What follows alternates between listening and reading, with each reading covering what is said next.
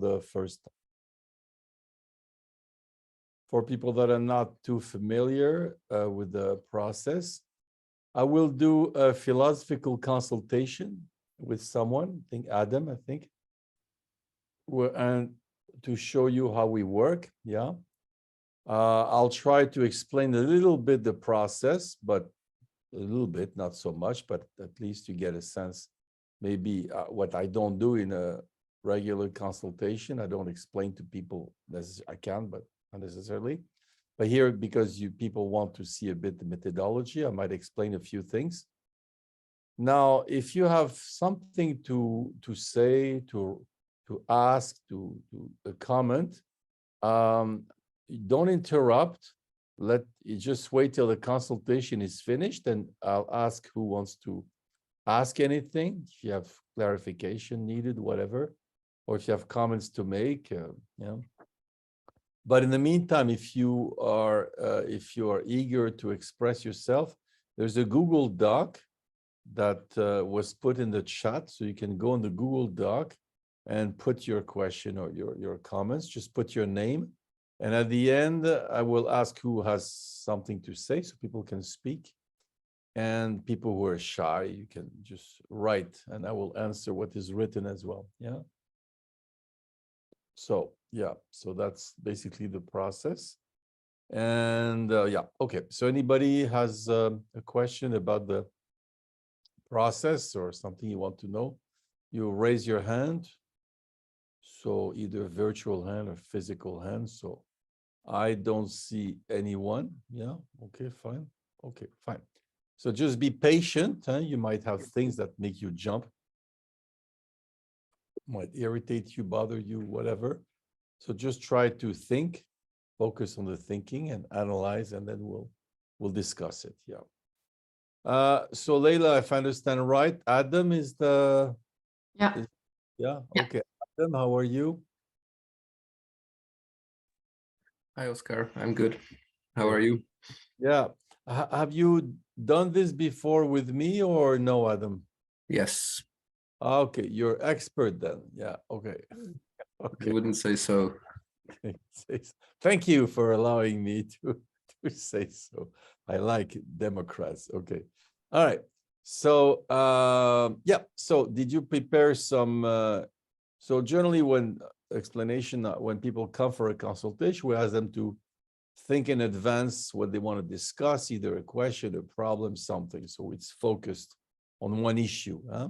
So Adam, did you prepare some topic you want to discuss? Yeah, I have a question. The question is, why do I find comfort in poetry? Okay. Why do I find comfort? Yeah, in poetry. In poetry. Okay, why?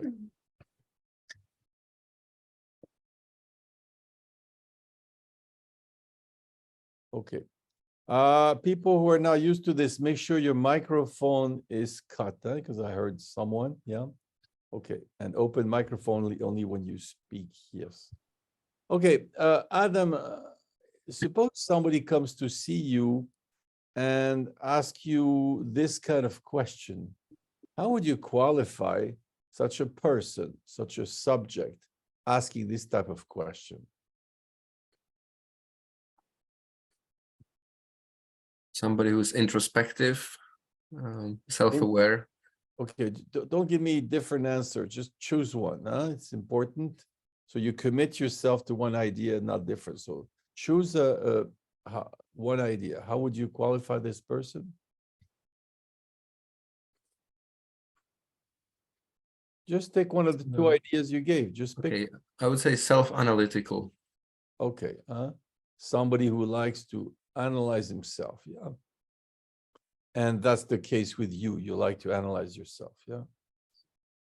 Or no? Yes. Yes. But you said, I think, like, you know what is I think before you answer? You know what that indicates? Fear.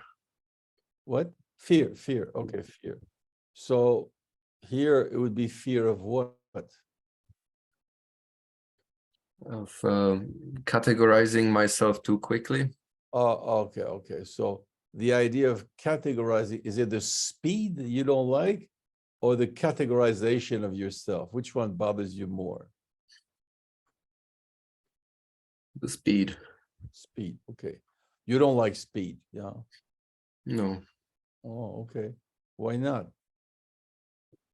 Mm, Seems hasty. Well, thank you. Do you see a problem with your explanation? It's circular. Yeah, it's circular. It's a bit tautological. So can you try something more substantial? What's your problem with speed? Mm, Seems shallow. Okay, speed equals shallow, yeah? Yeah, right? I wouldn't give the equality. Wait, okay, well, okay. Speed implies shallow. How's that? Yeah. You like to pick on words, yeah? Yeah. Yeah. What do you call somebody who picks on the words? Particular about language. Particular about language. That's very nice. So how is your husband? He's particular about language. Well, I think a normal wife would say he's fussy. What do you think of fussy? I wouldn't say I wouldn't call myself fussy. You know, but the wife, who's a practical woman, she's, what do you say, is particular about language or is fussy? What would she say? Oh, she would say fussy. Okay, but you know. No. Why she would use that word and not you?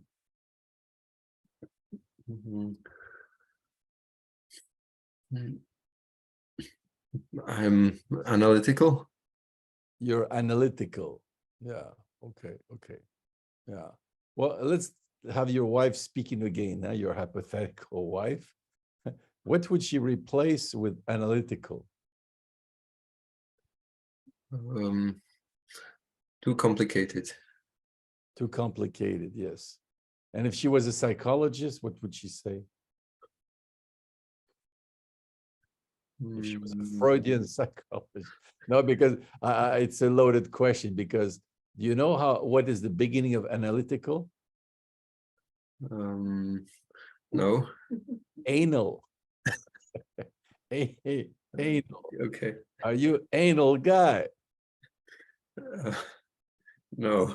You know the concept of anal retentive? No. Somebody that can't shit, but of course psychological. He keeps it inside. He wants it to be so perfect. He cannot let it go. He's anal retentive. It's very common among intellectuals, these anal retentive. You don't know the concept? No. No. But these people, they're not speedy. They're not hasty. They're anal retentive. They retain. It's funny. Yeah. Do you recognize yourself or no? Well, okay, just look where your head is going. You see where you're looking at? Up.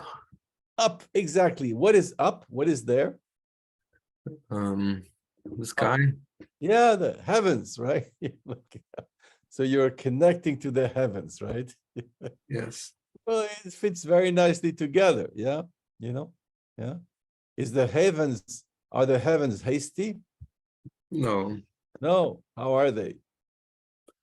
Eternal. Eternal. Do you like eternity? Yes. Yes. You see, even before you speak, your head is answering. Do you notice with our little word game here, we're starting to have an answer to your question. Do you notice? No. No, you don't see? Okay. Well, think about the different things we found.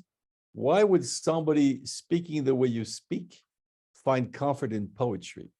Come on, make a little effort.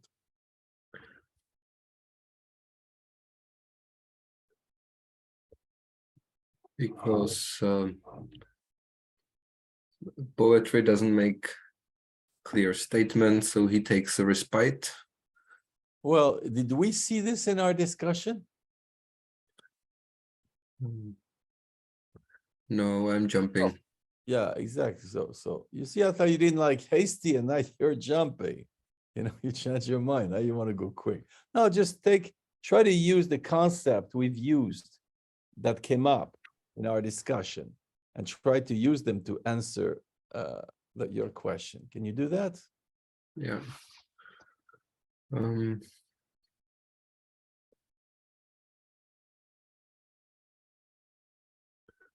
Poetry is not hasty with words.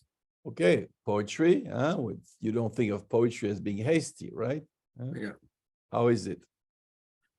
It's very careful about the words it uses. Okay, careful, right? And that's why you're a careful guy, yeah. Okay, Yeah. what else beside careful? What else we saw? Um, I guess there is something religious about poetry, so it's kind of eternal. Okay, can you explain what is religious about poetry? Poetry is aesthetic, and aesthetics is somehow related to spirituality, Okay, can you spiritual why? experience. Still needing here an intermediate concept. Why would aesthetic be related to spirituality? You know the idea of intermediate concept or no? Yeah. Seems that between aesthetic spirituality, it would be nice to have an intermediate concept, yeah? I think maybe it's to do with some deep appreciation. Deep appreciation. Well, I'm going to propose you a concept. It's contemplation. Mhm. You okay that in aesthetics there's contemplation? Yes. And contemplation has to do with some religious feeling. Yes. Yeah. It's okay with you? Yes. So you're a contemplative guy, yeah? Yes. Yes. So you like heavens, you like eternity, you don't like what's hasty, and you have to be careful with words, yeah? Yes. Make sense? Yeah. You see anything else that came up in our discussion? I guess I wonder why I am careful with words. Well, we'll see that later, but now for now, we can examine later. But for now, how can you connect to what we saw in the discussion? Connect to poetry? Between your question and what we discussed already.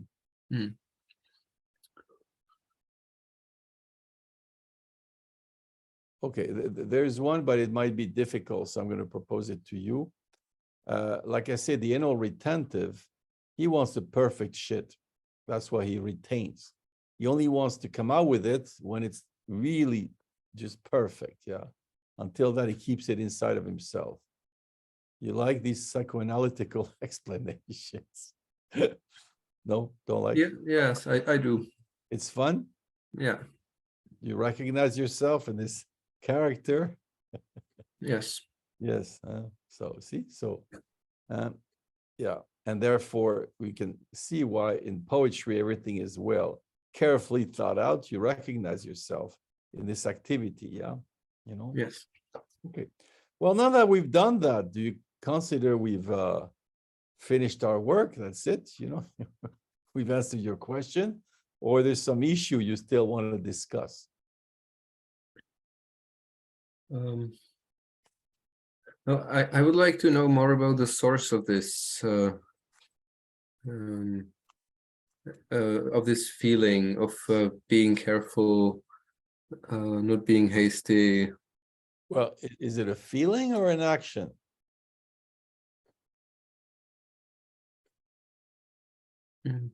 It's an attitude. It's an attitude. Okay, to not be hasty, yeah. And how can you give a name? Can you conceptualize this attitude?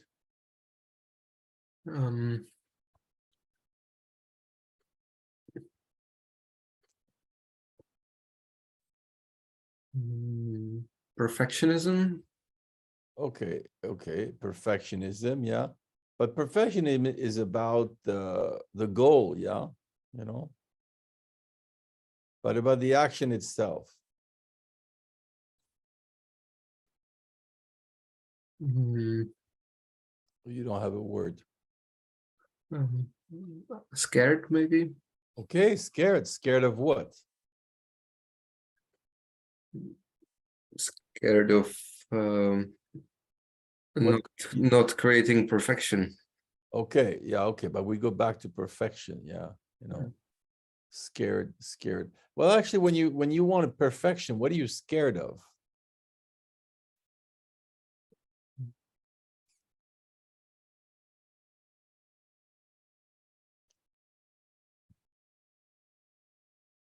Mm. The Ugliness. What? Ugliness. Ugliness, yeah. You're scared of ugliness, is that it? Ugliness bothers you? Yes. And what's the most ugly thing you can think about? Mm.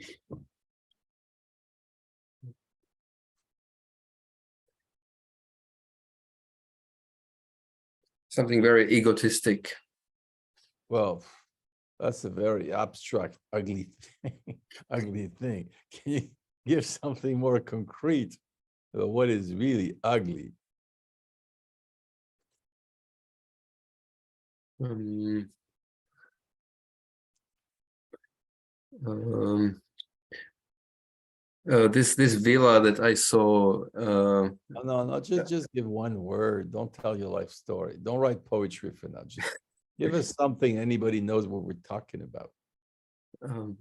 Very expensive house. That's very ugly, yeah. A particular house I'm thinking of. Yeah, but I don't, again, can you give a general concept of what is ugly? Not some private thing. Mhm. You know what vulgar people say when they look at something really ugly? Well, how do they qualify it? Um, um, You know, Shit. not you vulgar people. Shit. Shit, yeah, it's shit. Shit is ugly, right? Yeah. Yeah. So there's a fear of shit in your system, yeah. Yeah. And you know what shit represents in opposition to heavens? Um, Hell. What? Hell. Hell. Wow, I don't know why shit would be hell. How about reality? No? For you, it's interesting. So reality would be hell for you. Yeah. I wouldn't go that far. Yeah, I know you wouldn't go that far because you want to be prudent. But can we say that for people who are fans of heavens, reality is shit? Yes. Yeah. And that's why this explains nicely why you find comfort in poetry. Do you get delighted with the world as it is? Or not? I sometimes think that heaven is also ugly. Okay. Do you see the trick you're pulling on me now? Um, You use the word that's terrible. I think. No, that's okay. No, it's just sometimes. Like, do you like eating? Well, sometime I don't want to eat. Yeah, well, okay. Yeah. You see the trick of sometimes? Yes.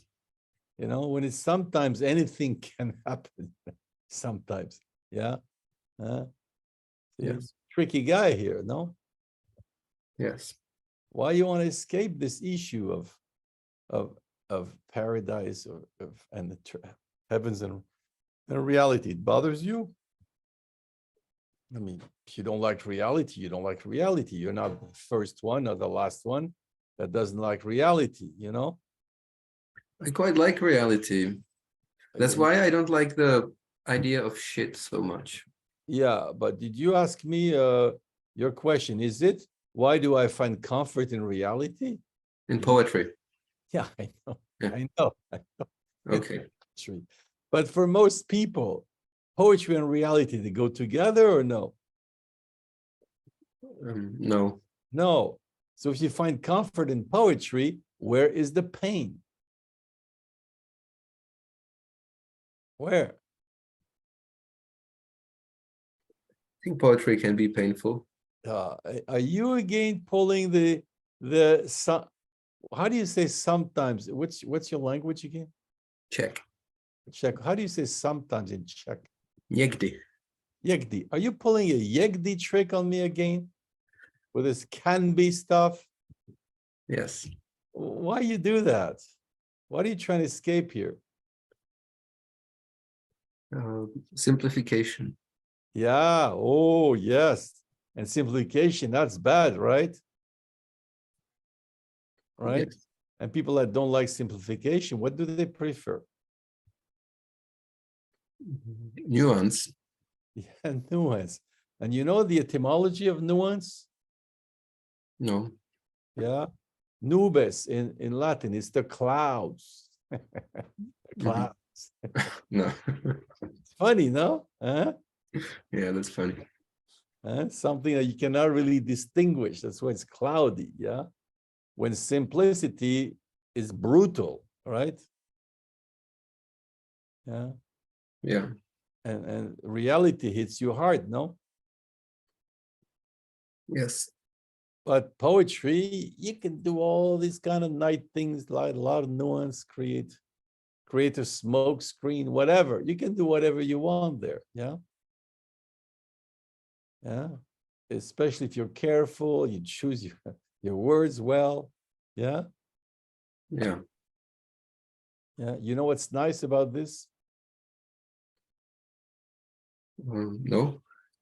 But come on, you become God. You're powerful.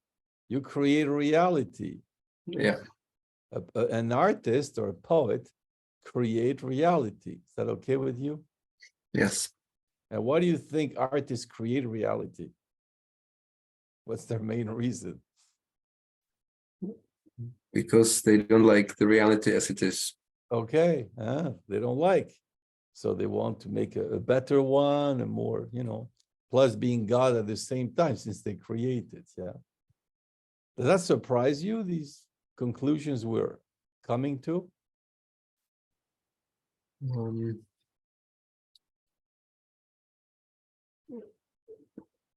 Yes. Why? Isn't it kind of obvious?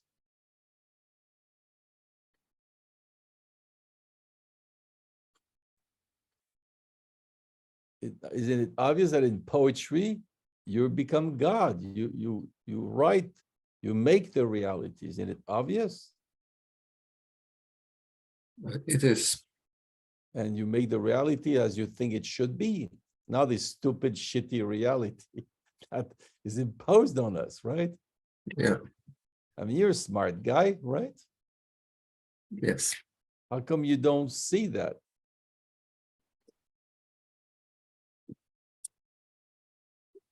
I sometimes don't see obvious things. Yeah, well, you know why people don't see obvious thing when they're obvious? Do you know what's the main reason?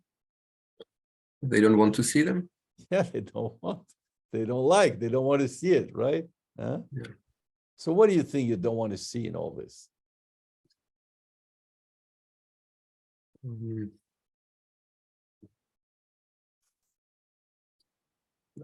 The inability to accept reality. Yeah, but do you see that it's contained in your question, this admittance? Yes. Yeah, it's visible, no? Yes. I don't even know why you asked this question. It seems so obvious, no? No? Yeah, Yeah. Okay. Something seems to be bothering you. So what is bothering you at this point? Tell me.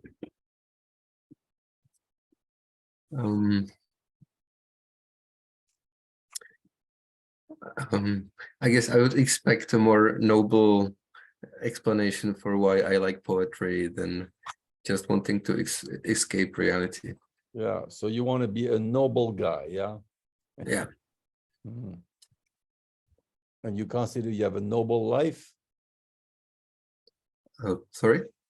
Do you consider that your life is noble? If you're a noble guy, your life should be noble. Makes sense? Yeah. Is your life noble? Um, Rather yes, rather no.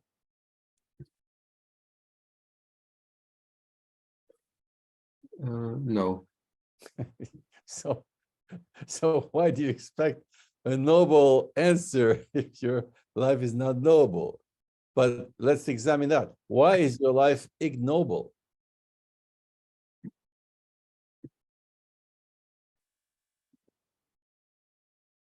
What's wrong with your life? I mean, unless it's a secret or you're scared the police comes or something, or you don't want to say.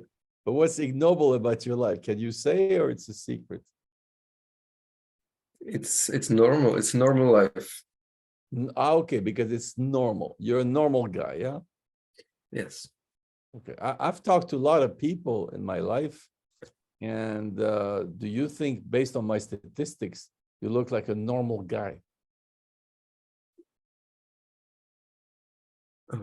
No, no. So what are you doing now with this normal stuff? Huh? When you speak the way you speak today, would people think you're normal? No. No. So what is this normal stuff you're pulling now? What is this? Mhm. You remind me of Heidegger and his admiration for the Swabian peasant, you know, and he identifies to the Swabian peasant. But if the Swabian peasant would hear Heidegger, he would say, "Get the hell out of here, you lunatic." You know this story? Yes. Yeah, it's very funny when you have intellectuals making complicated speeches where they identify to the peasant. Maybe they do, but the peasant does not identify to them. It's funny. Yeah. You suffer the same Heideggerian disease.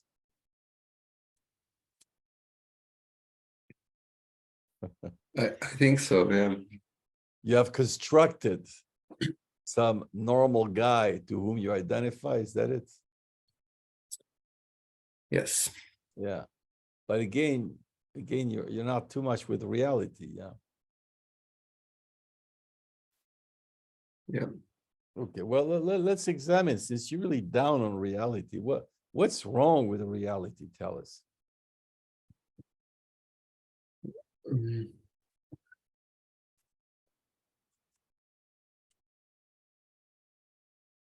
And this way, see, we'll understand why you find comfort in poetry if we know what's wrong with the reality. You see, makes sense? Yes. Okay, what's wrong with the reality? So we can juxtapose this and the comfort of poetry. Tell us. It's very uncertain. Okay, reality is uncertain. Yeah. Okay. Yes. And poetry is more certain. Yeah. It has a form. No, just don't try to. It's more certain. Yeah. Yeah. And what makes reality more uncertain and poetry more certain? What makes the difference?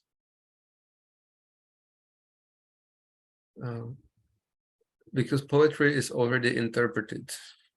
Reality is open to any kind of interpretation.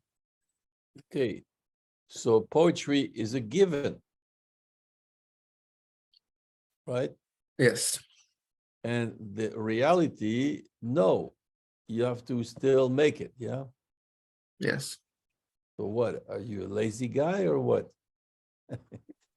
You want reality to be already interpreted and you don't like open space. Is it because you're a lazy guy? No, I like interpreting it through poetry. Yeah, but then you should like reality. It's still totally open, right? Makes sense? Yes. But you prefer when it's already done. You prefer the Yes. ready-made stuff. Yes. Ah, it's funny. So you don't like openness. Yeah, it's scary. Okay, so but it makes sense. In poetry, you feel you have your little home. Everything is done. It's their interpretation. But the openness of reality is scary. Yeah. Yes. What's the danger?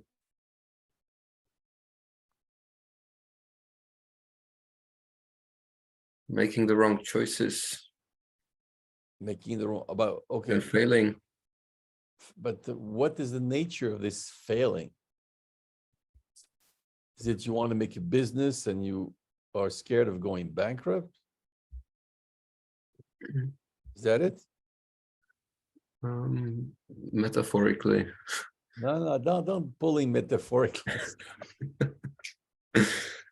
Hmm.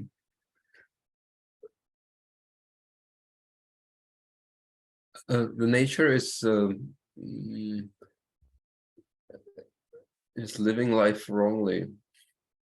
Living life wrongly. Well, that's a very interesting concept.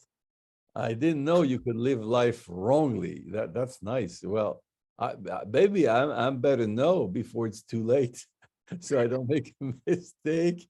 What does it mean to live your life wrongly? I didn't know there was a right way and the wrong way to live a life, but what's the wrong way according to the Adamian axiology? It's not fulfilling its potential. Okay, so things should fulfill their potential, yeah? Yes. Do you think that's possible? Yes. Oh, okay. No, because I thought the potential of anything was infinite, but maybe I'm wrong. So you think, no, the potential of anything is determined in time, space, and whatever, yeah?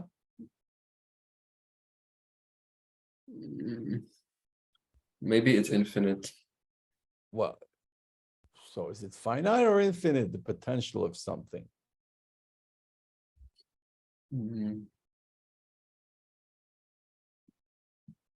I would say it's limited. It's not infinite. It's not, it's finite, yeah? Yeah, it's limited. Okay.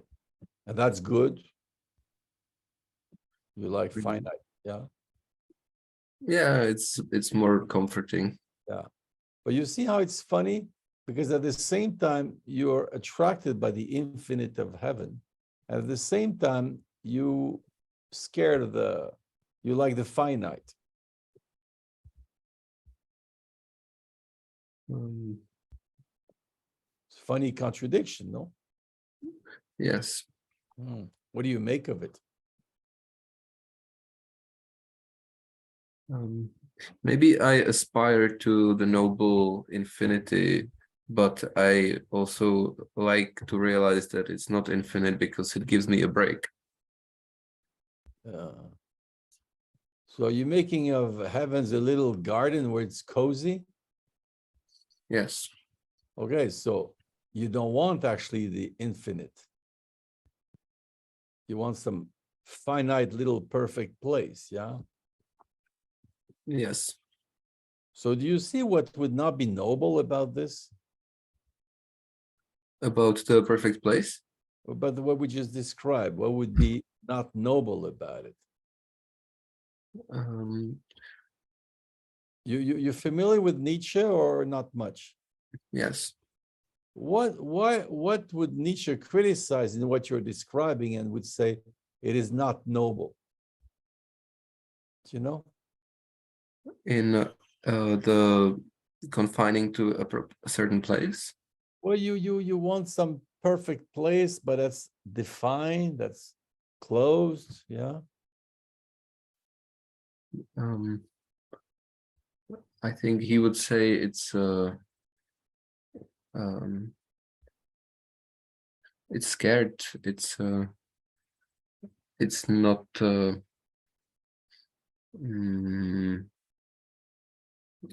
it's not imposing myself enough. Well, Maybe.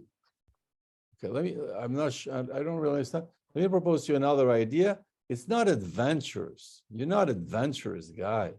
You want a comfortable, in fact, your question shows it. You want comfort, yeah? And you're a believer, you don't have faith. You're a believer. You want a little established place where you feel at home, yeah? Maybe. What? Maybe. Maybe or probably? I think I have these contradictory pools. Yeah, well, let's see the opposite after, but do you have this wish to establish a nice little comfortable place?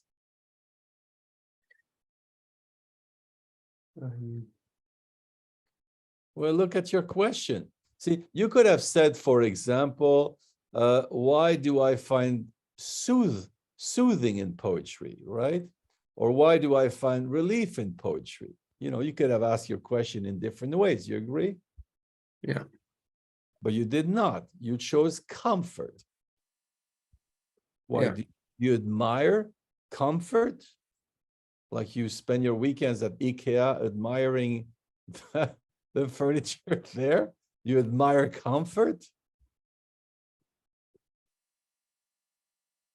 No. But so is it possible that is your non-noble side, your comfortable side? Reluctant about adventure, yeah? Yes. And that's why you don't like reality. Yes.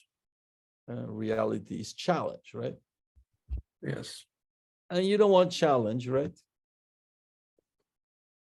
No. Isn't that the definition of a petty man? The one who doesn't want challenge? Yes. You're not a bridge, you're an end in yourself. To retake the Nietzsche analogy, yeah? You know this I don't know that. Man is a bridge, he says, not an end. You understand the metaphor? No, I don't actually. Well, man is a bridge. It means going somewhere. A bridge goes someplace on the other side of whatever, the river or whatever, yeah? So there's always something ahead to go for, in opposition to an end, his own end. Adventure, yeah. Yes. Oh, you don't like, yeah. You want nice little comfortable thing, yeah. Sometimes. Why are you pulling this sometimes? Notice how you use sometimes to avoid committing yourself. Yes. See, is that courageous or rather coward? It's coward. Okay, you see where it fits. You're not a knight, huh? With a K. You're not a knight, huh? You want a nice little cozy place, right? Yes. You surprised, but what's happening now in our discussion or no? Yes. Why, you didn't suspect in yourself you have this non-noble side?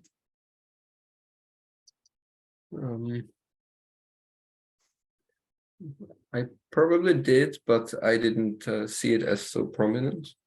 Okay, I thought you were doing, you were a guy, I don't remember the word you used, doing introspection, analyzing yourself, right? Yeah. Well, if you do it, you're a bit complacent, no? Yes. Have you ever noticed this self-complacency?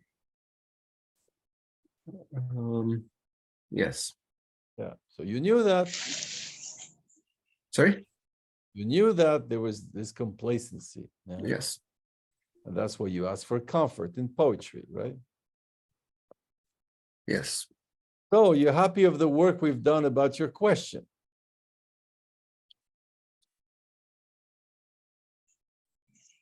I like it. You like what? The work we have done. Well, tell me one idea that's particularly interesting for you in this discussion.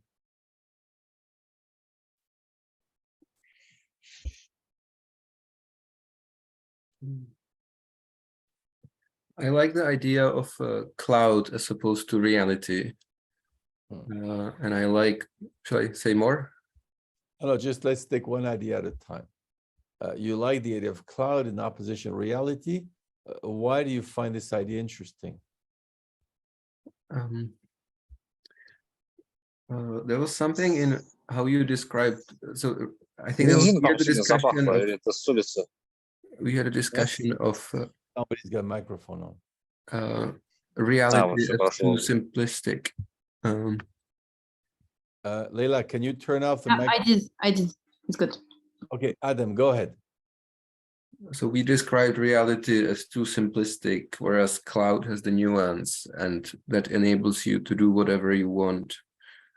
And then I found it interesting how from that we went to comfort and kind of escapism to a comfortable place.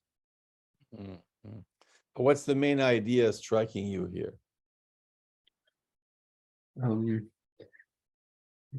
I think what's striking me is how easy it is to actually slide from something which seems quite noble, like poetry, to something which is quite cowardly. Yeah. Yes, and you know why there is such a switch?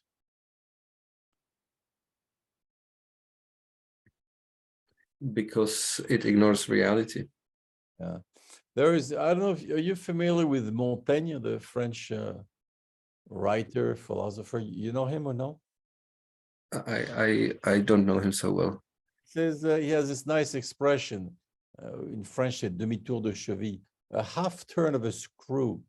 How things depend on the half turn of a screw. It doesn't need much, yeah, to shift the nature of things. Just half turn of screw, yeah. Mm-hmm. Understand the metaphor he uses, yeah. Yes. And that's why people like nuance, by the way, because nuance, you don't know. You go from one color to the next without realizing it. Yeah. Yes. That's why it gives a sense of power, the nuance. Yeah. Yes. Yeah. You can slide. You can slide easily. Yeah. Yes. And what bothers you the most about our discussion? Some idea that you don't like. It's not pleasing.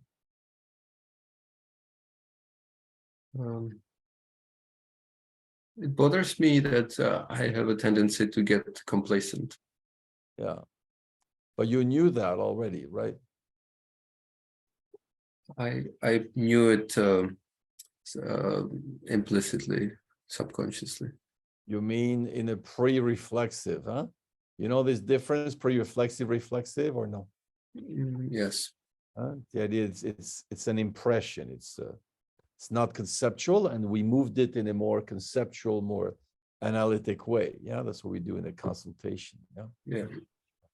Okay, so now you see it more vividly. Yeah. Yes. Yeah. And you know why complacent people are complacent?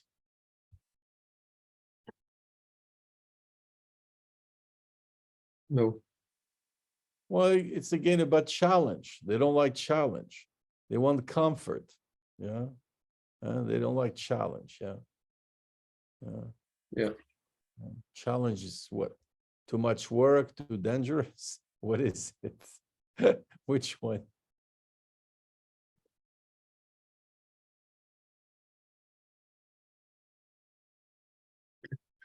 You never know if it's gonna bring you benefits or not.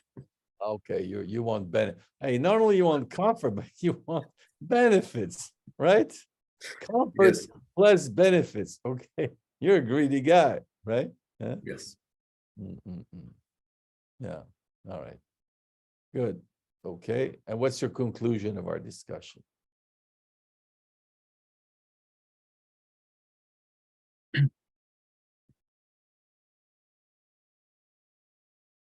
My conclusion is to face reality more and be wary about the usage of poetry in my life.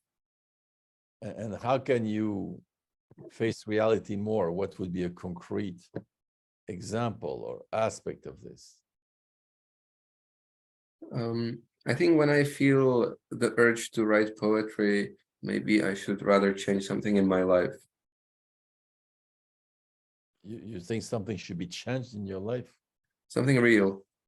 Oh, what is that? Like marriage? Yes. Oh, I fluked out on that one. Why other people are scary? Sorry? Other people are scary because you get married, it's other people. Do you know that? Yeah. I mean, I don't know in your country, maybe you can get married with yourself, but most places it's someone else. Yes, I know. And someone else is scary. Yeah. Yes. Yeah. It's not poetry. No. It's hard reality. Yeah. Yeah. Yeah. And it's you who the hell knows what this other person is gonna do, right? Yes. Dangerous, huh? Yes. Yeah, okay. All right, but that's almost could be the start of a second consultation. I'm gonna do it now. Good. You want to add something before we close?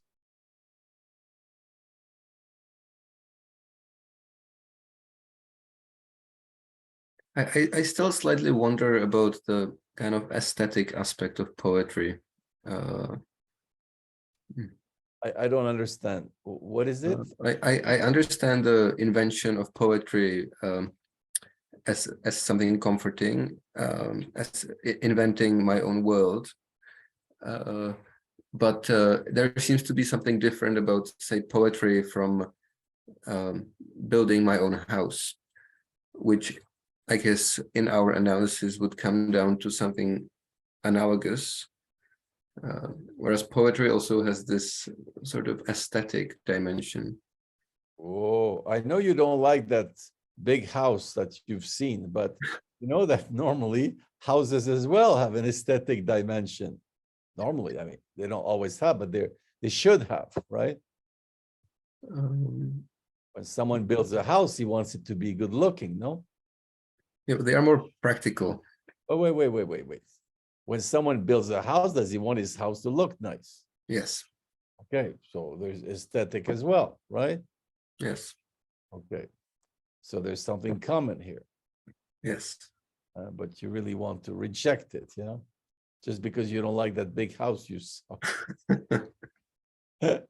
Maybe you're jealous, yeah. Anyway, okay, so we're gonna stop here and open the discussion, see if some people have comments, some analysis, some Thank you, questions, Oscar. something that bothers them. So anybody wants to butt in here, raise your hand. Either your physical hand, your virtual hand. Leila, did people write things on the doc or no? I'm checking now, but maybe also we can tell them to turn their camera on if they want, now that it's finished. Yeah. If you can turn that, yeah. So we see, yes. There is only one comment actually, and there is no name. There's no name. Okay, so somebody put his comment anonymously. So if you can put your name, we'll look at it after. But anybody, any comment? You can start simply. I like, I don't like, it's boring, it's interesting. Yeah, Sarah, go ahead. Yeah, I found it surprising, something that happened when you went from this aim to reach the heavens as to becoming petty, as a consequence. I thought that was nice, and I'm trying to make sense out of it. And I think when you try to you aim for heavens, that is something you cannot get. You try to reproduce, but you will never. Yes. No, good. Finish. But you will never going to be able to reproduce heaven. So the consequence is complacency and lack of challenge. Okay. I don't know if this makes sense. Well, the first part about the greatness of heavens and pettiness, you say you were surprised, yeah? Yes. But I'm surprised you're surprised, because that's exactly the reason why you don't go to church, my friend. Yeah. No? Yes, right. Oh, yes. You know this connection, right? Yeah. So why would you be surprised? I think I was interpreting it from an intellectual perspective, so it's not so obvious for me. Oh, you belong to the Adam Club, yeah. No, but I admire intellectuality, yeah. Yeah. So just to give how, from your experience, how does heavens, infinite, absolute, whatever, becomes petty. How does that work? When you dogmatize it, when you stop questioning it, or yes, when you use it as a What? as a dogma. When it's a Something. dogma. You know, Yeah. that's a very intellectual way Okay. to describe this. You know Meister Eckhart? Yes. He has a very nice way to put it. For him, the problem is when they think God is a cow you can milk. Yeah. Yeah. No, you don't understand? I'm thinking. God is a cow you can milk. You get it or no? No. Well, when you go to church in your Galicia region, do you see people that put a candle to get something? Yes. Okay, and if they get it, they say thank you, Santa Maria, or whatever. If they don't, they put nothing. But they're milking the cow. Yeah. Yes. Yes or yes? Yes. Yes. So you see So, how. Yeah, go ahead. so they're believing, and It's not a matter of believing, it's a matter of viewing this infinite, which should be something transcendent, absolute, whatever, and to make it an object of satisfaction of primitive desire. right. You know, God, get me a car, find me a husband, whatever. Yeah. Yeah. Repair my leg. God is a multitask, multitask functionary. Yeah. You know? Yes. Yeah, but is it the discovery for you how this absolute can be made into something petty?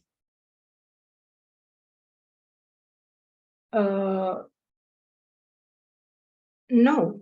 No. I've heard this idea before. Yes, and I've thought about it. And have you seen it as well with professors who deal with great concepts and you look at them, they're petty. Yes. So why are you surprised about what happened to Adam? I don't know. I forgot about it. I don't That's know. not it. Okay, you prefer to forget. Okay, fine. All right, good. But it's an interesting problem, how things that look opposite actually can coincide. Yeah, you know. Yes. Okay, you want to add something else? No. Okay, fine. Okay, who else wants to speak? Okay, Victoria, go ahead. Yeah, I had a bit of a similar comment to Sarah, that it's interesting how it's often that what the person actually wishes is the opposite of what he's claiming. This desire, in both cases, he says he wants heavens, but actually he wants comfort plus benefits, and it's even in his question.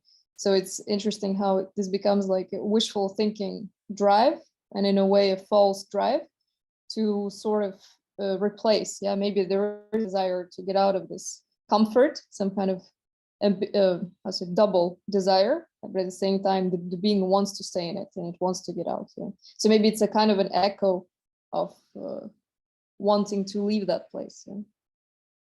Yeah. Which place? To leave the comfort and to leave the petty thing. So there is the splitness in the being. Yeah. Yeah. But to find a new comfort. Yeah, it's funny. Yeah, so this kind of a false drive. Yeah. Yeah. And as well that it's large. It's so large that people what when they want often this absolute or the heavens is that actually they want to find the ultimate comfortable place, because that will be the final guarantee that things will be okay. It's like the snail. He's traveling with his shell. Yeah. He's bringing his shell into heaven. Oh, yeah. Okay. Good, Victoria. Yeah. Okay. Anybody else? If anybody has a question, we're not familiar with the methodology, you can ask if something not clear about the process or anything. Yeah.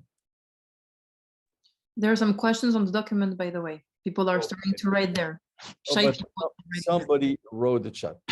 What's surprising for you in this consultation? I'm asking to figure out what new things can you find for yourself after so many consultations. Christian, are you there? Yes, I am. Okay.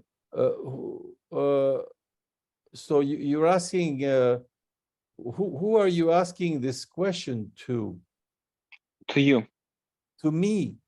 I'm Yes. asking, oh, you want to know what new things can you find out for myself? You mean about myself, about other people, about what? About other people. So can you phrase the question then? Did you find out something new about, or did something surprise you about this consultation? Okay. Well, here I have to say I'm going to use an analogy, which is people playing chess, you know, or doing that kind of exercise. Yeah. So what's new? Well, nothing is new. It's the same. It's the same number of pieces on the same board with the same number of little squares and the same moves and all this. Well, nothing. And if you go from that standpoint, nothing is new, right? And it's the same thing in a consultation. You can say it's the same human beings with the same type of fears and, you know, okay. Now, what is new each time for a chess player? I mean, if there's a bit of challenge, each time he has to invent, he has to reinvent, he has to find a way to play the game. So it's not so much about some discovery of concept, but it's more the thinking and rethinking and the exercise. And the way I see it is that thinking is a permanent rethinking. Yeah, you know, or even ideas you had before, you rethink them. So a consultation is always an opportunity to rethink, like today, what we were just discussing with Victoria and Sarah, rethinking how we can make of the absolute something small. You know. Did I answer your question? Yes, thank you. Can I ask you why you're hiding behind this black thing? Because right now I'm in the woods in Finland and I have limited internet connection. Okay. Too bad. I would have liked to see the woods in Finland.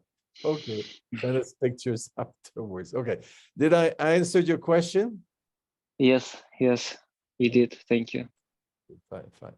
Yeah, because often you have a sense of repetition, and even the repetition is a form of challenge, how you can deal with this repetition in order not to fall asleep. So you have to find different angles. So it's a game. Yeah, it's like playing a game, and each game is different. Yeah.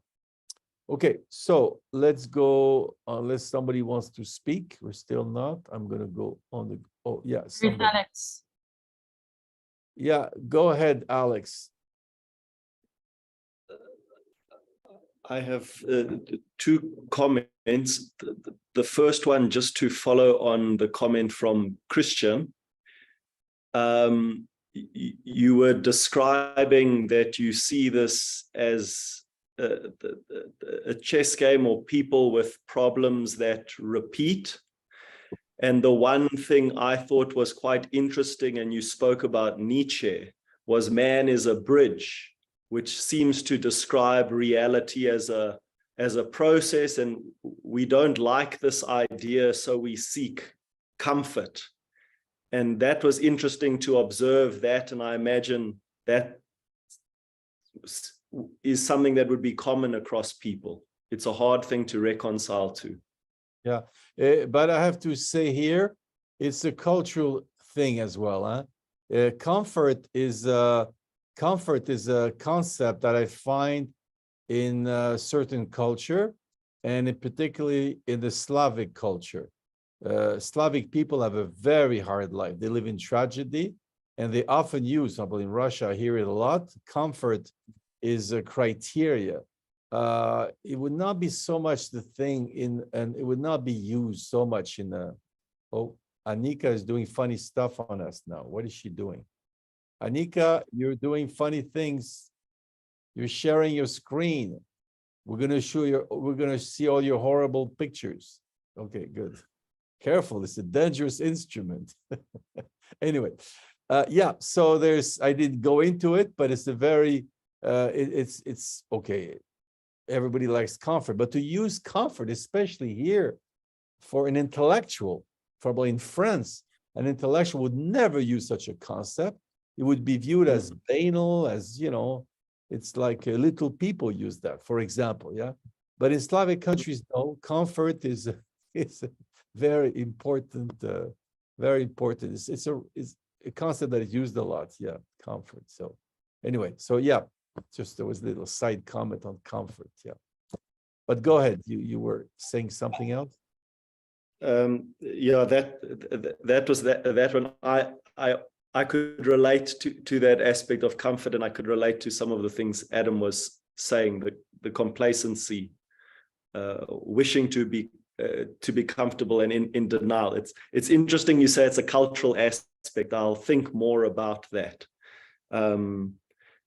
The other comment I have is I felt discomfort at Adam's statement near the end, where he said he would be more weary of poetry. I guess I don't like the idea that he engages less in poetry. Is a conclusion I don't quite like, but perhaps one changes one's perspective on how one sees the poetry or what relationship it has. But I had discomfort in his words, his to be more weary of poetry. I didn't like this conclusion. Why you don't like the idea? It seems an inherently bad thing to, unless the poetry is having very negative consequences. It seems inherently a good thing to spend time with the poetry, and clearly he gets joy from this. Oh, no, he doesn't get joy, he gets comfort. But anyway, so you think for you poetry represents some kind of absolute to which you should abandon yourself unconditionally. Is that it? I have a romantic attitude to it. Well, exactly, my friend. But do you see the problem of this romantic attitude? Yes. Which one? Which problem?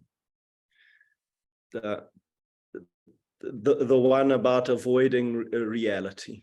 Yeah. And you become a believer. Become a believer of your feelings.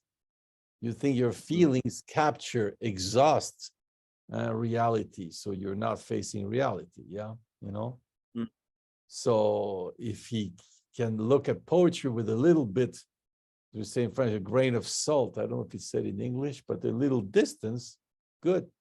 Yeah, because our job, now, of course, people can do whatever they want with their life, but our job in the philosophical practice is to invite people to take a step back, whatever it is they're doing or thinking, to take a step back. It doesn't mean not to do it, but to take a step back. Does that make sense for you? It does make sense. And to be able to look at even if you want something sounding a bit romantic, to be able to look at the nothingness of things. You like the idea of looking at the nothingness of things? No, it's not romantic. It's hard to grasp that, the nothingness of things. So nothingness is not your cup of tea, yeah? Mm-mm. You're not a Buddhist. No. Oh, well, you can check the Buddhists. That's a bit what they think. Everything is some kind of construction, and to be awake, Buddha means to be awake, is to see that behind all this, all there is a vacuity, yeah. But you don't have to just give you an example of a scheme that puts forward the nothingness of things, yeah. It's fun. No fun.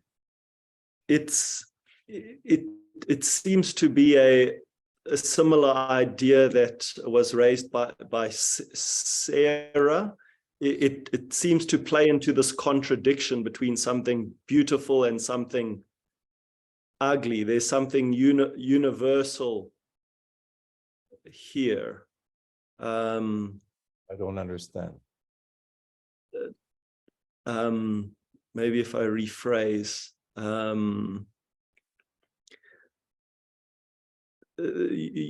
you described it earlier as this game of chess, and people, and most of us, we wish to be very noble, and we describe something noble, and in the game of chess that you're playing, you see most of us don't meet that ideal.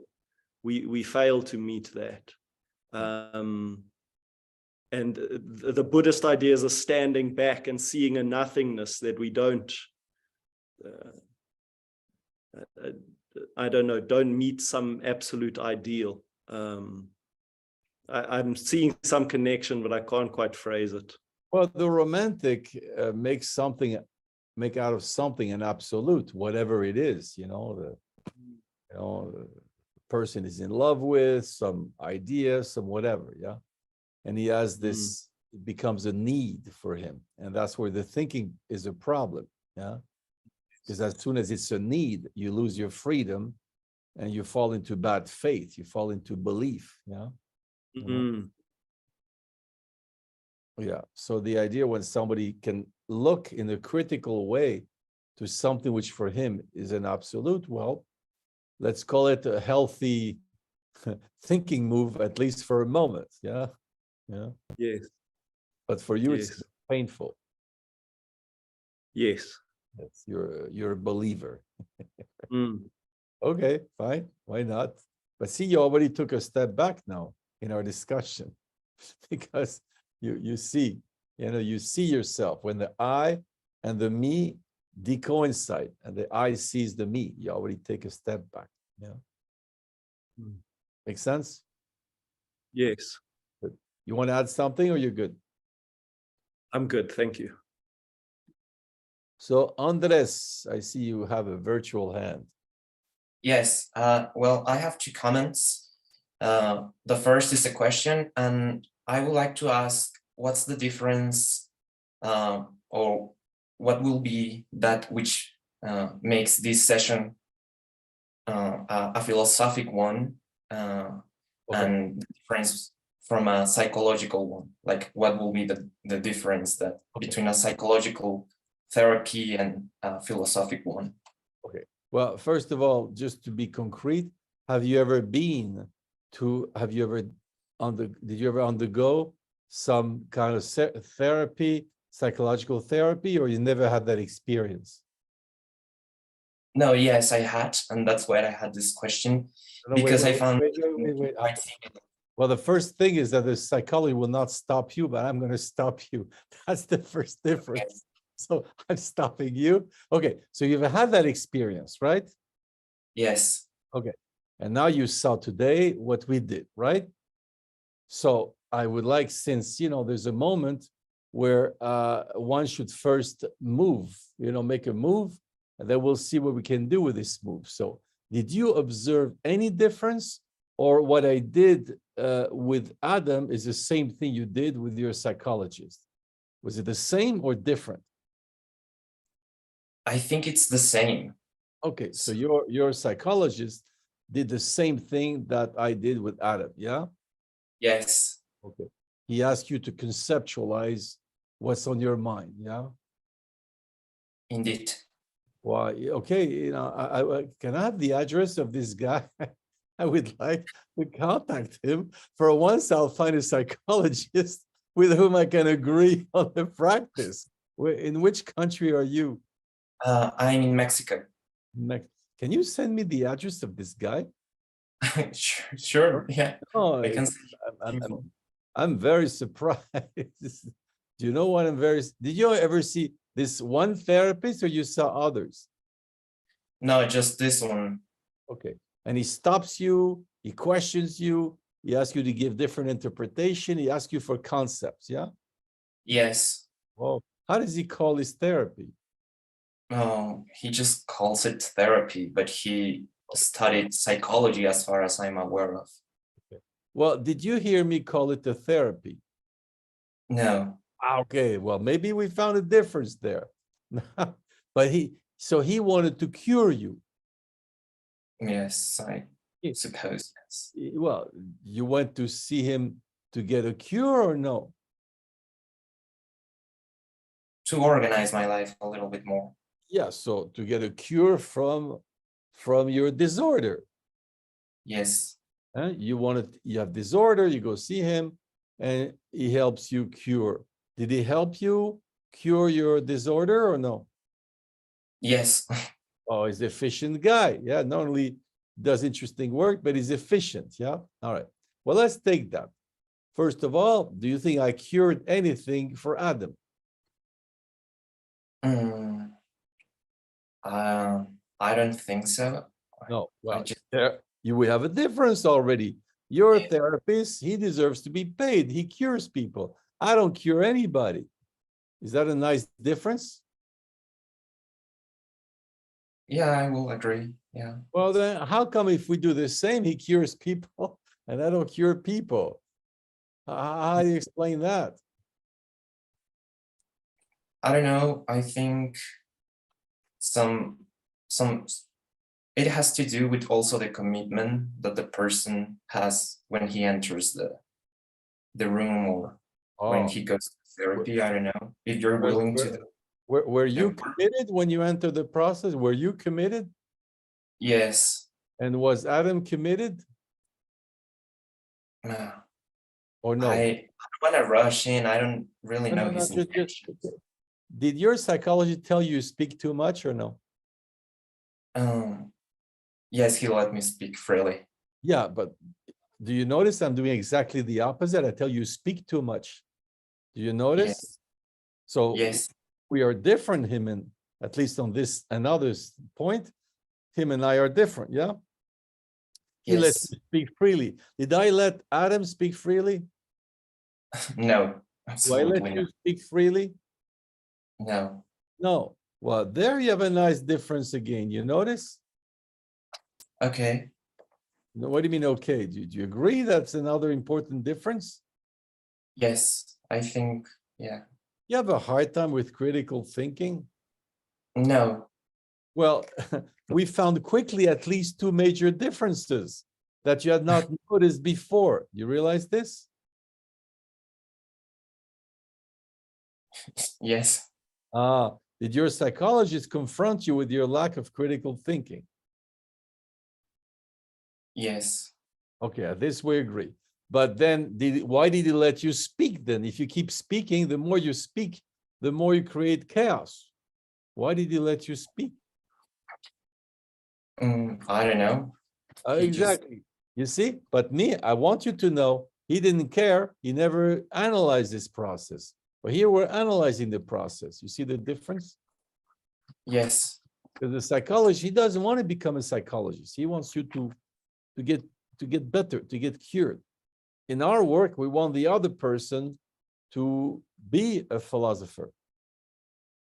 It's a nice difference. Yes. You start seeing some differences now. Yes. Thank you. Yeah, so that your psychologist never taught you critical thinking. Yeah? That's not his job. He's there to make you feel better, yeah, and organize things. Here we wanted critical thinking. Okay. Did you enjoy your mini session? Yes. Okay, I did. good. You want to add something?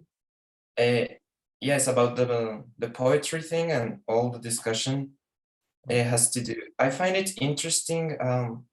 Well, the ideas that Adam and Alexander had about poetry, because here in Mexico, there's some kind of poetry. I don't know if it in some other countries have it, but it turns around the most simple of things. Like, I don't know, people tend to make poetry out of Andres, can you stop a second? You realize that you keep repeating, I don't know, I don't know, I don't know. Do you realize you keep repeating that expression? No, I didn't until you You told don't me. realize. You say things, you say, I don't know. You know who does this normally? No. Teenagers, because they're very insecure. So they say, how much is 2 + 2? 4, I don't know. Or I don't know 4. How old are you? 18. Okay, so that makes sense. Yeah, you're the I don't know age. Makes sense. You keep repeating I don't know. It's funny. Yes, You're insecure guy. Yeah. yes. Okay, so stop saying I don't know. Just tell us something about Mexican poetry that I don't know anything, but real I don't know. But oh yeah, besides what Inés de la Cruz, which is a very nice poet and philosopher. Yeah, you know her? No, I don't. Oh my God. No. What do they do in Mexico that a young Mexican doesn't know her? What's this? I just don't know her. Haven't heard of her. Well, first thing you do when you hang up is go check her out. She's a beautiful poet. Anyway. Okay, I will. I will check. All right. So what do you know? About Mexican poetry is that it's just made out of like really simple stuff, really mundane stuff, if you want to call it that way. Like It is banal. yeah, banal about I don't like. Okay. And you You drop your glass of milk on the table in the afternoon, and people just does poetry about that. and you suspect Adam does poetry about the milk on the table. Is that it? No, that's what I found interesting, because over here we tend to do poetry about those kind of things and not like, I don't know, elevated ideas. You heard it? This I don't know now. You just heard it? Yes, I heard it. Couldn't take it back at that time. I did. Okay, but what's wrong with writing poem about the milk on the table? No, I don't find anything wrong about it. I just wait, Andres, you're gonna lose me. Now, maybe your psychology doesn't care, but I do. So you think it's a good thing, this poetry about milk on the table? Or you think it's not such a good idea? No, I think it's a good idea. Well, earlier you were criticizing, do you remember? When I didn't realize. Okay, so you like poetry about milk on the table, right? Yes. Okay, but so then what do you want to tell us about poetry in Mexico? About we tend to do that kind of poetry here, and that might be helpful just to get alongside with poetry and see it can be made out of other stuff or more banal stuff. So you propose to Adam to write poetry about banal reality, yeah? Yes. Oh, Adam, did you ever write a poem about milk on the table? When I not milk on the table, but similar stuff when I was younger. Oh, now you grew out of this. Yeah, now you do more ethereal stuff. Yeah. Yes. Okay, well, maybe you listen to young Andres, who says, go back to your initial drive and work on the milk on the table. It's easy to do. You take a bottle of milk, spill it, and just write a poetry, and you send it to us. Good? I think it's a good idea. Thank you, Andres. Okay. Okay, You're Andres, welcome. you made a friend. Do you want to add something, Andres, or we're good? No, we're good. Thank you. Okay, all right, okay. Yeah. Okay, so anybody else wants to say something? There is No? Mortiza. Mortesa. Okay, Mortesa, go ahead. I don't see more. Oscar, I've written, what does it take to become Oscar, a good consultant? Is it knowledge of philosophy? Is it logics? Because I don't always find a structured way of offering a philosophy consultation. Your question is how to become What me? does it take to become an Oscar Brenifier? Okay, it's very simple. First, you have to smoke cigarillos. Yeah. Okay. And but most people, for some reason, they don't want to smoke cigarillos. And the second thing, most important, you should not be scared of being really stupid and saying really stupid things. Yeah. Do you like to say stupid things, Mortesa? I'm practicing. Okay, that means no. Okay, in Iranian, that means no. Okay. Okay. No, but people think it's a joke, but it's not. You know, it's it's a reformulation of the Socrates idea. I know that I know nothing. Yeah. Mhm. But I think he's not radical enough. You know, it's let's be stupid. Yeah. Yeah. Yeah. Yeah. Well, But the actually, thing is, can I add something that I've seen philosophy consultation, but yours is different. Like I'm just kind of I can see your consultation for hours, but I'm not always fascinated by others. So I just think that just feeling that letting it go and to be stupid just to say something, it just doesn't work. But you have kind of inherent abilities to quickly identify certain things, give meaning to other things, and extract something. And yeah. well, I tell you, I'll give you actually a reference that's very important to me, but you probably will know. It's a guy that in your country is called Mullah Nasruddin. You know Mullah Nasruddin? Yes. Yes. He's one of my great masters. Mhm. I have 3 great masters, and he's one of them. Yeah. So I think if you study the work of Mullah Nasruddin and you master the dialectics of Mullah Nasruddin, I think you can do good consultation. Yeah. Okay. Thank Like, you. take Mullah Nasruddin as a teacher? Mhm. No, not much. That was a question. Yes, I do. Yeah, yeah. All right, good. Good. Thank you. Okay, that was easy. All right, so anybody else? No? No? Okay. All right, so let's go on the questions that are asked on the doc. Okay, Anna, Oscar is adventurous. He did not go after the obvious and explore freely, which made this dialogue rich in ideas and flowing in form. Okay, okay. Okay, let's do a thing. Anna, you there? Yeah. Now, you say I didn't go after the obvious. What do you think was the obvious? There was this comfort word, and then you later on kind of you said, oh yeah, you said that in your original question, so you did notice it. You just didn't pay attention to this word, to him. Yeah, actually, there is a thing. Sometimes when I start questioning people, I stay very close to their question. I deal directly with their question.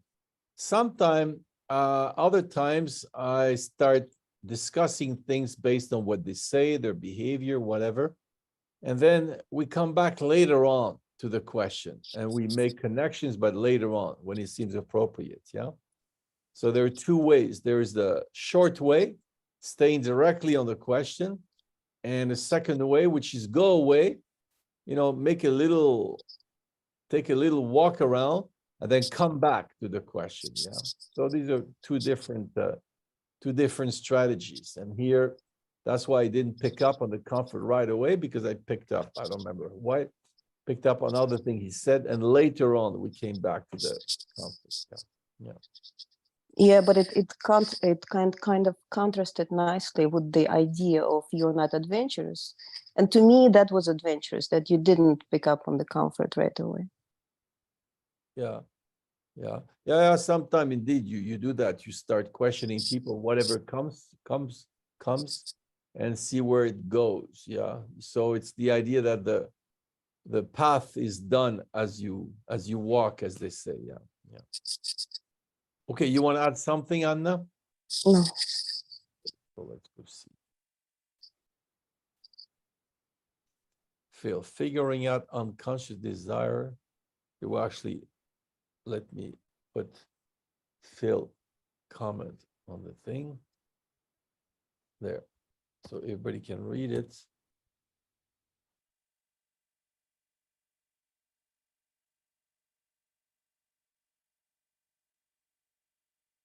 Okay, Phil, I don't understand what if you're asking something.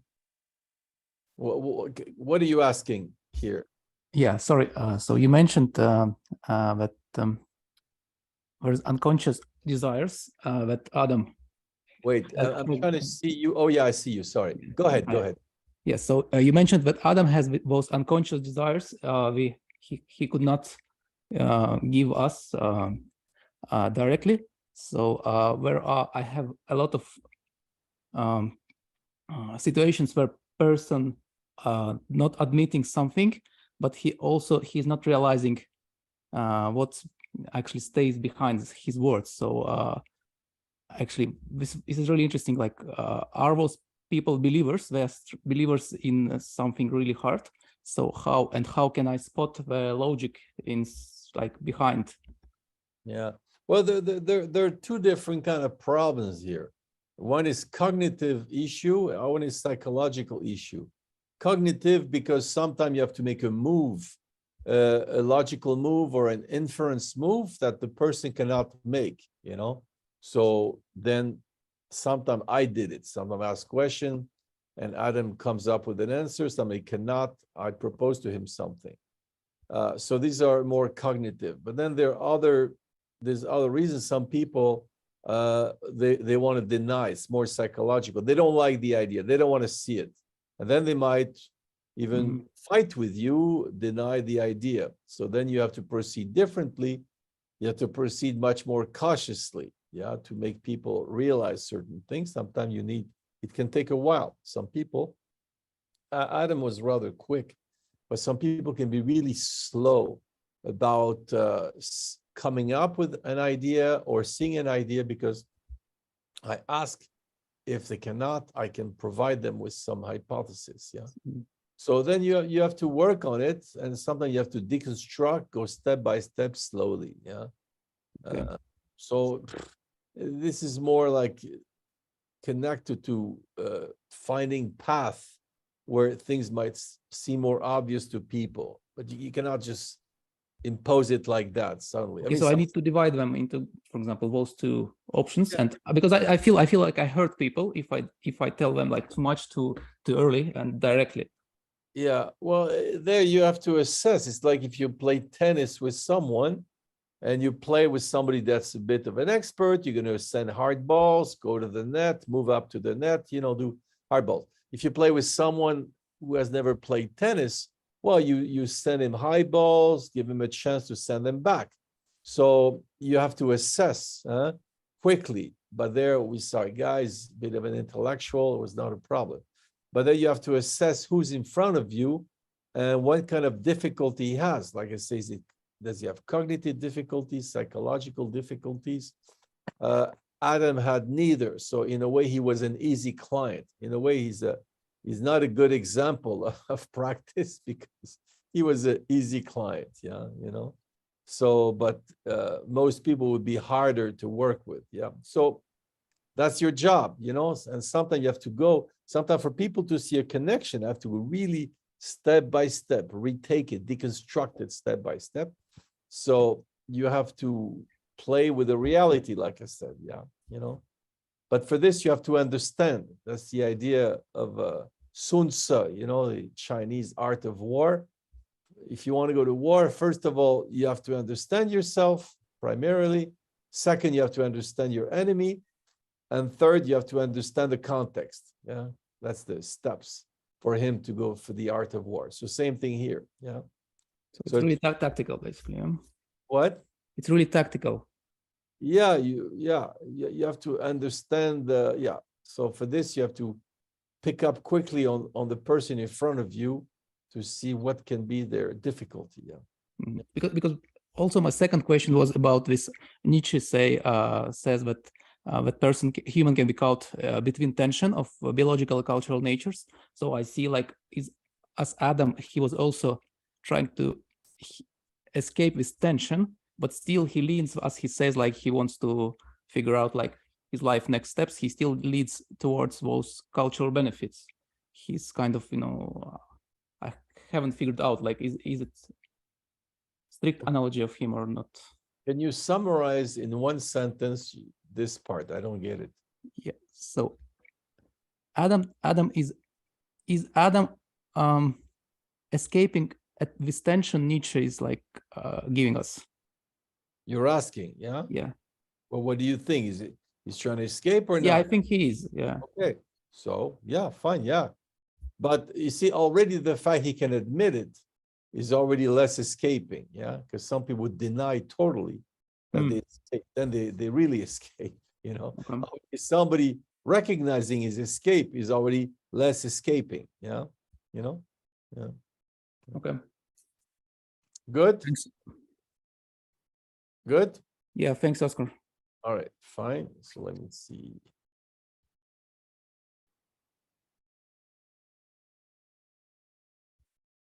Okay, Alexandra has a funny comment. Let me put it. Okay.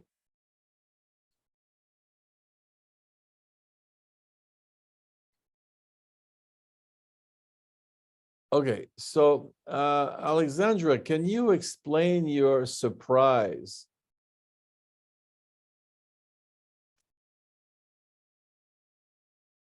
Is Alexandra there? No, she's gone.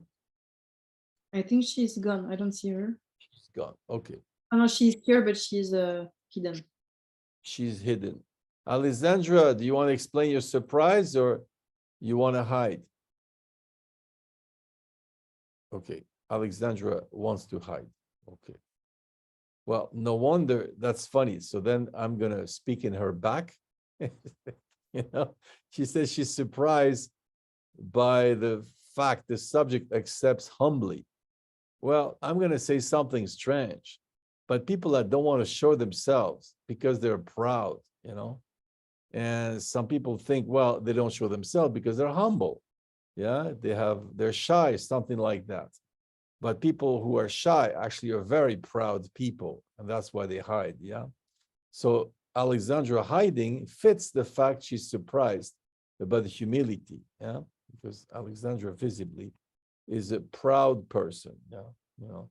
And that's, by the way, something people should be conscious of, because when they meet shy people, they say, oh, the poor shy person, you know, I have to be nice with them, they're scared. No, they're megalomaniacs. They're convinced they're the greatest thing on earth, but they hide because they're scared that you're gonna criticize them. Yeah, and they want to keep believing they're the greatest thing on earth. So hiding is a good place to think you're great. Yeah. Anyhow, so yeah, okay.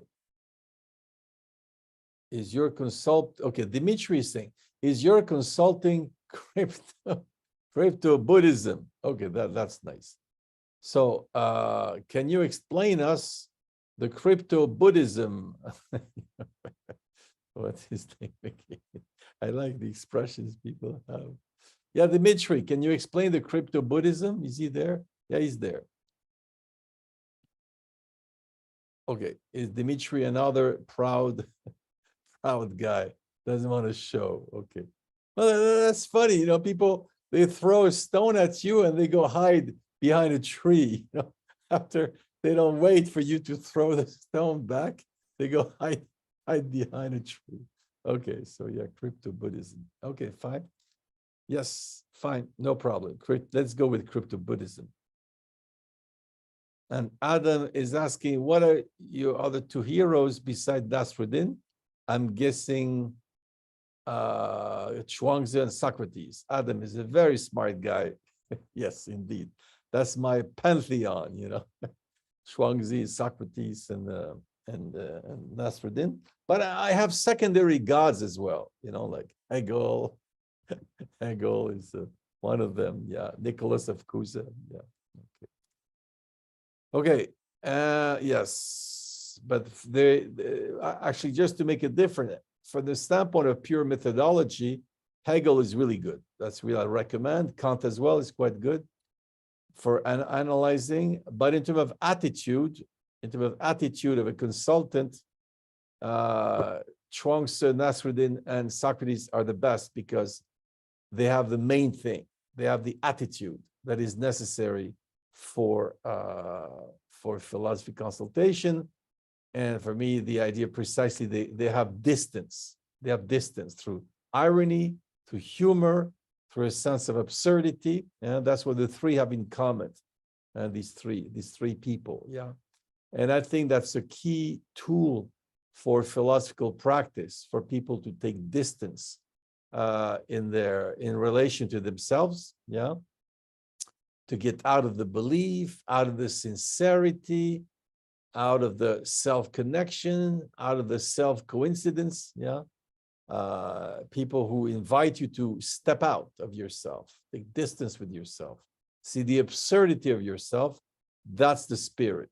Yeah. After that, you have people that propose conceptual tools, you know, but from the standpoint of the practice, it's already less fundamental. Yeah. But for dialectics, yeah, Hegel is key. Yeah. So, and then we got, yeah, okay. There's no such thing as crypto-Buddhism. Fine. So why don't we give up on crypto-Buddhism? Okay. So let me see if there's something else.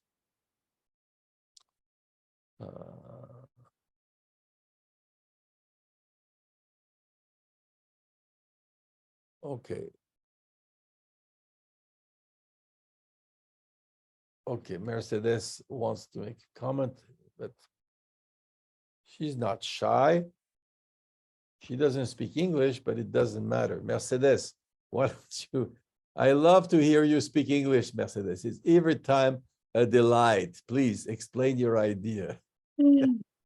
Nobody speaks English like you, Mercedes. It's unique. Go ahead. That's true. It's not clear. I have to explain. Well, just for fun, we like to hear your great voice, the way you speak English. The delight. Come on, tell us. So I think it was funny that from the beginning, the question was about comfort. So it's true that the most important word was poetry, because it was the most interesting word. But I was surprised from the beginning with that comfort word. And through the session, we see that he expects something noble, that it's in relation with poetry, because poetry is noble. But he doesn't make pay attention to this word. So you're saying there's something scandalous about the formulation of the question, right? Yeah. Yes. And also he said that he was very careful with words. And I see in that it was not very careful with words. Yeah.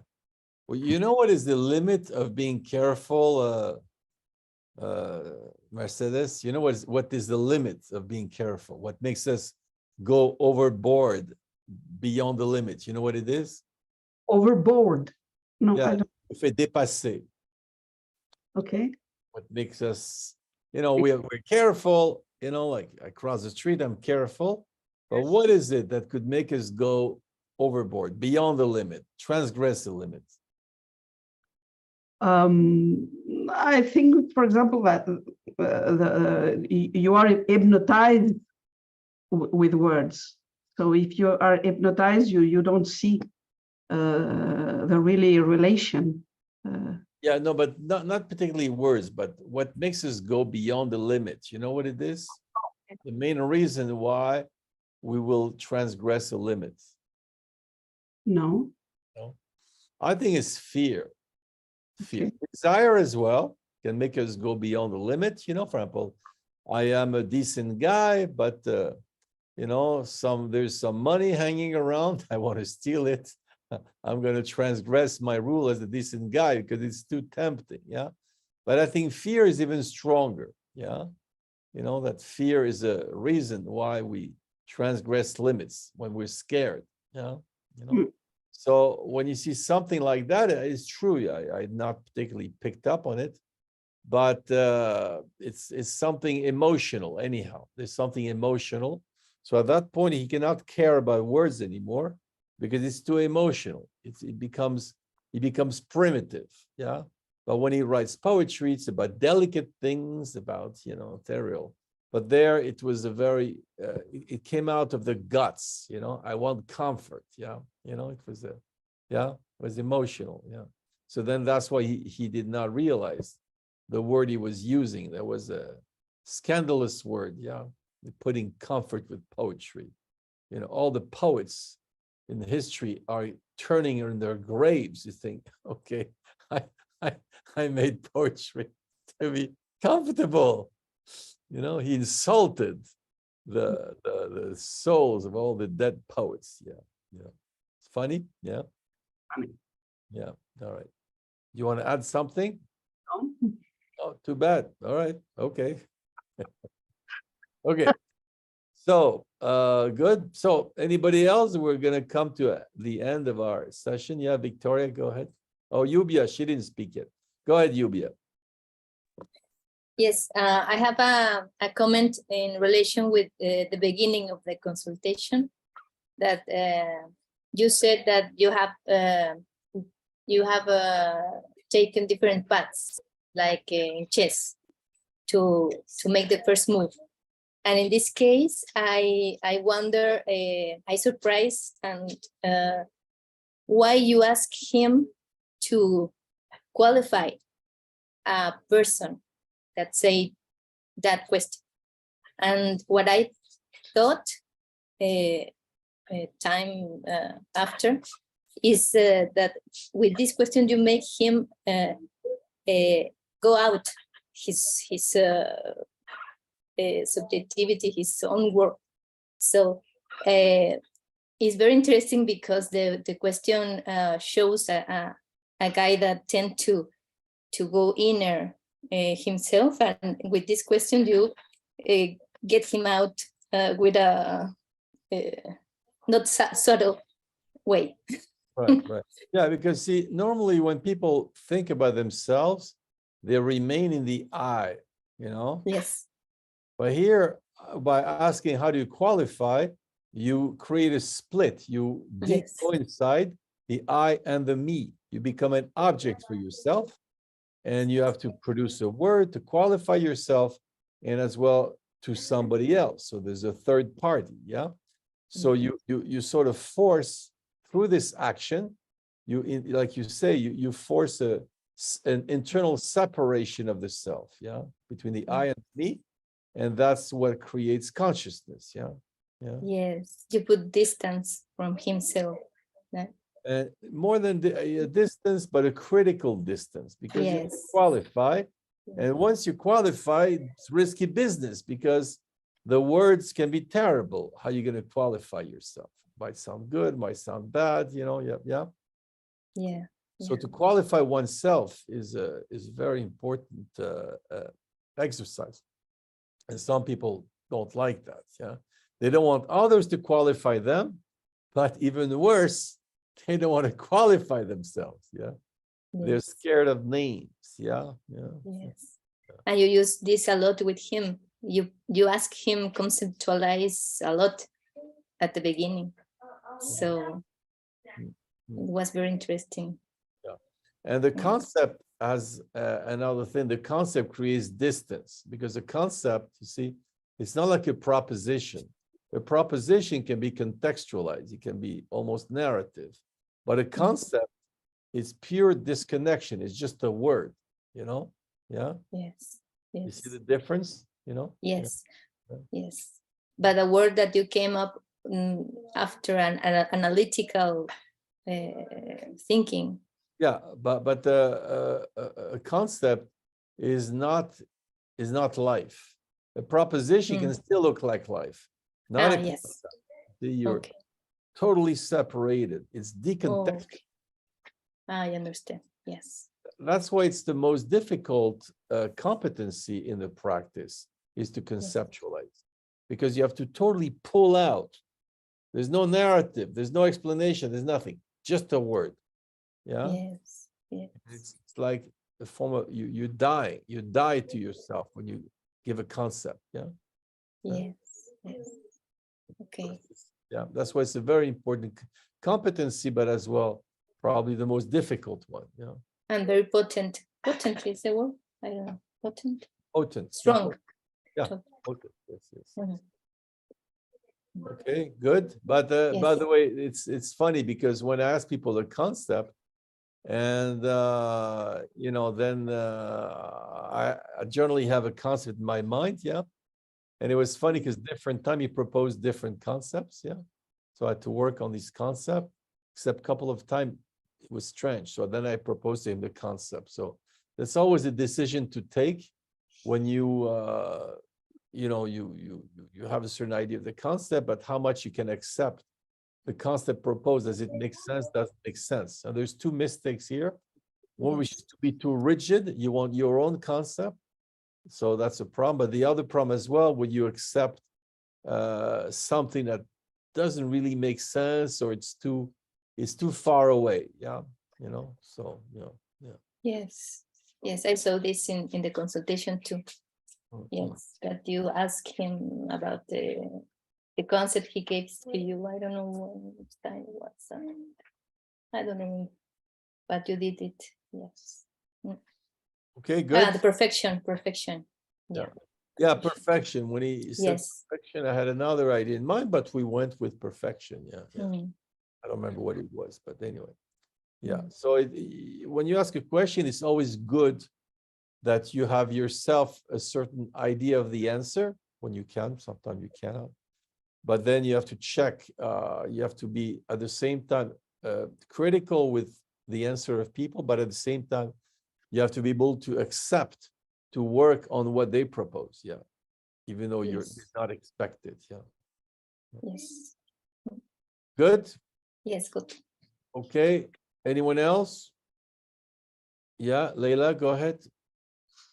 Yeah, yeah, I thought it was funny to see that Adam was not showing strong resistance in the way he was dealing with the process. Yeah, he was answering your question. He was kind of playing the game. The resistance he was showing was actually more with himself. Yeah, with being authentic and actually not being disappointed by himself.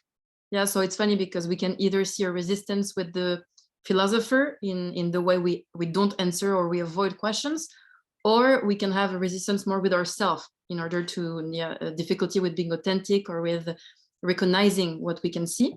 And he was not resistant with you, he was more a bit resistant with himself, actually. Okay, all right. Okay. And Victoria, you wanted to say something as well? Yeah, it was to echo with the question of Philip, how to come up with these external concepts. I saw that you brought up the concept of anal quite early, this idea of shit, yeah, that came as a metaphor. And I thought it's as well one of the reasons is it to bring up something opposite to what a person, to the semantic field that the person is building. So you create this a bit of a shock effect, and because you bring the opposite, there is the axis formed where you can think in between the opposites. Yeah, so it's like you form a matrix a bit, you know, with the opposite concept. Okay. Anyone else? No? Okay. So I guess we're going to close here. Leila, is there something you want to say? Yes. Before closing, go ahead. Yes, yeah, I will send an email anyway later tomorrow with the information, but I just wanted to talk quickly about what we organize for. Well, actually, it's too bad that Morteza left, because if you want to become Oscar, you cannot, but you can still learn how to do this practice and how to do consultations. So we organize some programs in order to teach and to train people to philosophical practice. And good news, we have a new program starting next week. Yeah, it's a 3-month program. We have 2 levels there. Yeah, level 1 for beginners and level 2 for people who are already a bit familiar with the practice. And it's 3 months where we train philosophical competencies. So we have argumentation, critical thinking. Yeah, so we train with different exercises, and we as well have different workshops, yeah, on those competencies. And we as well train people how to do consultation. Yeah, so level 1 can have some kind of discovery of what is philosophical consultation. We deal in this in those sessions with the kind of question, for example, that Andres asked, yeah, about the difference with the therapy, for example. So we kind of demonstrate what is consultation, a bit like today. And then with level 2, when you are a bit familiar with it, you start to practice consultation and questioning. Yeah. So I will send you something more synthetic with the clear explanation of the program. But if you are interested, you can write to me. We are still open for registrations, and we start next week on Saturday with a weekend seminar. Yeah, and then we have weekly exercises and weekly workshops. So I will send everyone the link of this program. We as well have different activities, and I will add you a couple activities that we have as well, like private training, for example. And I will as well add the recording of tonight's, yeah, for people who want to rewatch the consultation and the discussion afterwards. Yeah, I don't know if there are some questions or comments about that. Oh, I guess not. Okay, yeah, I guess that's it for me. Okay, good. And I was thinking, no, fine. So oh yeah, Please. just another thing, we have next Thursday, so in a bit less than a week, we organize our first Vino Philo. Yeah, this is the same time as today, 7 p.m. Paris time. It's our first Vino Philo. So it will be there will be a topic. I think, Sarah, what is the topic? Do you remember? Yes, if it is possible to, is it possible to have a good life while the world is in crisis? Okay, yes. So this will be the topic. So it will be a philosophical workshop, a bit like a café philo, but it's during the evening. So we call it Vino Philo. You can come with a drink, and it will be a workshop where we'll be able to discuss. Yeah, it will be a bit more open to discussion.